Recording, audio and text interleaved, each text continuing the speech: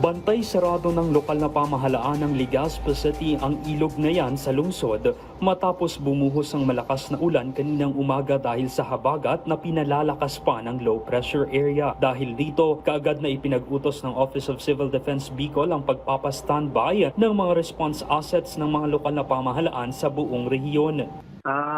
Dito sa papalapit na low pressure area, si OCD5, na ka-maintain pa rin naman sir yung ating 24/7 Emergency Operation Center na kahit anong mangyari may personnel po tayo dyan sa loob ng aming tanggapan for any coordination activities. And yung ating namang pakikipag-usap sa RDRMC Bicol para sa availability ng ating mga response teams ay nandyan pa din naman po.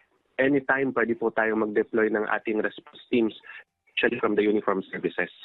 Todo bantay rin ang mga tauhan ng Coast Guard District Bicol sa mga pantalan upang matiyak ang kaligtasan ng mga pasahero at mga sasakyang pandagat sakaling sumama pa ang panahon. Nakastandby na rin ang mahigit 270 million pesos na halaga ng relief resources ng Department of Social Welfare and Development Field Office 5 para sa mga residenteng posibleng maapektuhan ng habagat at LPA. Una nang nagsagawa ng emergency dredging ang Department of Public Works and Highways sa ilang ilog sa rehiyon upang mabawasan ang panganib ng pagbaha. Nakapwesto na rin ang nasa 200 heavy equipment na ide-deploy para sa mga operasyon sa oras ng sakuna.